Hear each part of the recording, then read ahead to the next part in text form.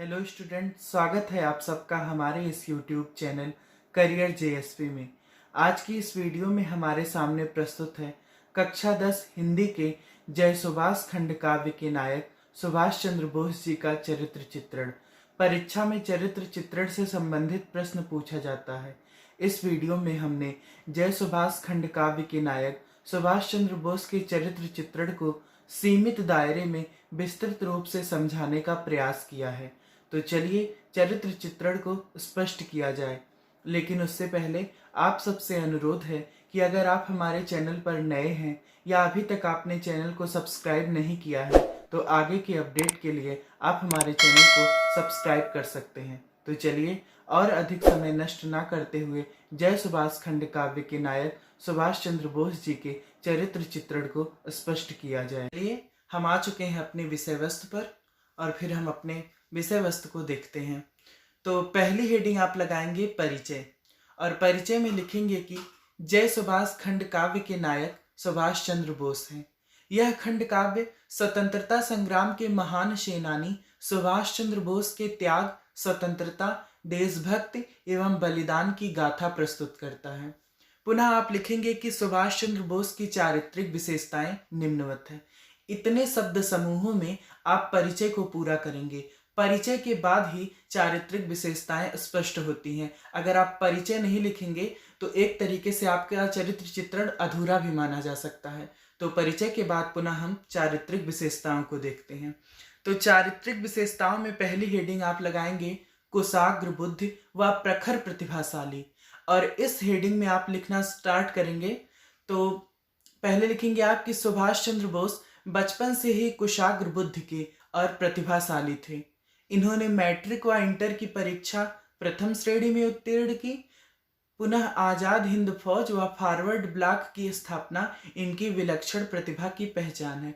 देखिए, इन्होंने मैट्रिक और इंटरमीडिएट की परीक्षा प्रथम श्रेणी में उत्तीर्ण की, जो कि इनकी कुशाग्र बुद्धि के चिन्ह के रूप में परिलक्षित होती हैं, और बाद में इन्होंने फॉरवर्ड ब्लॉक एवं आजाद हिंद फौज की स्थापना की, जो इनकी विलक्षण प्रतिभा की पहचान है। तो इस तरीके से हमने पहली हेडिंग को पूर्ण किया। तत्पश्चात आप दूसरी हेडिंग लगाएंगे। दूसरी हेडिंग है समाज सेवक व महान त्यागी। इस हेडिंग को प्रारंभ किया जाए।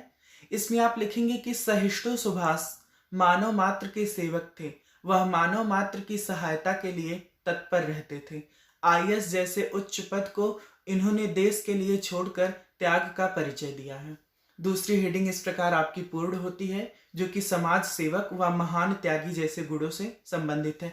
और इस हेडिंग में आप इस पंक्ति को लगाएंगे कि दुखी जनों का कष्ट कभी वह देख नहीं सकते थे, सबकी सेवा करने में वह कभी न थकते थे।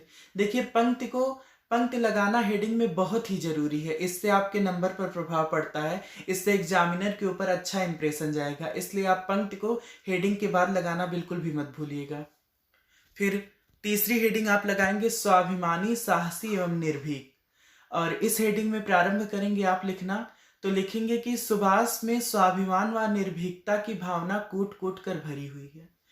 मतलब सुभाष चंद्र बोस जी में स्वाभिमान और निर्भीकता की भावना पूर्ण रूपेण विद्यमान है, और वे अपने देश का अपमान नहीं सह सकते। वह अत्यंत साहसी और निर्भीक प्रवृत्ति के हैं। तो इस तरीके से आप इस हेडिंग को पूर्ण करेंगे, स्वाभिमानी, साहसी और निर्भीक। और इस हेडिंग के अंत में आप इस पंक्ति को लगाएंगे कि स्वाभिमान का परिचय सबको हो निर्भीक दिया, ले देशापमान का बदला उत्तम कार्य किया।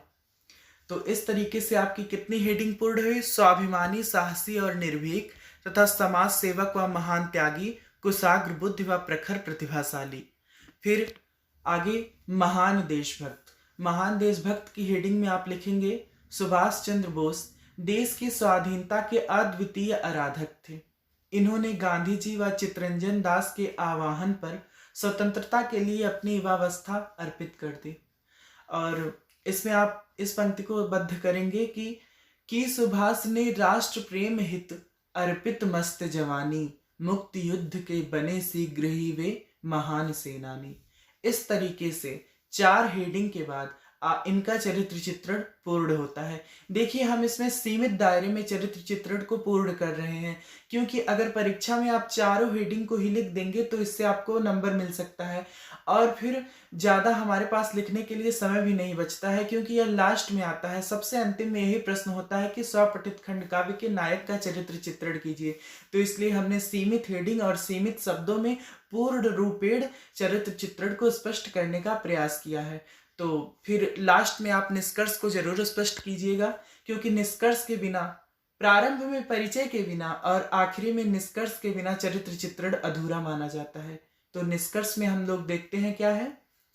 निष्कर्ष में आप लिखेंगे कि निष्कर्षतः कहा जा सकता है कि सुभाष चंद्र बोस में समाज सेवा, देशभक्ति, त्याग, स्वाभिमान व साहस जैसे महान गुण विद्यमान हैं।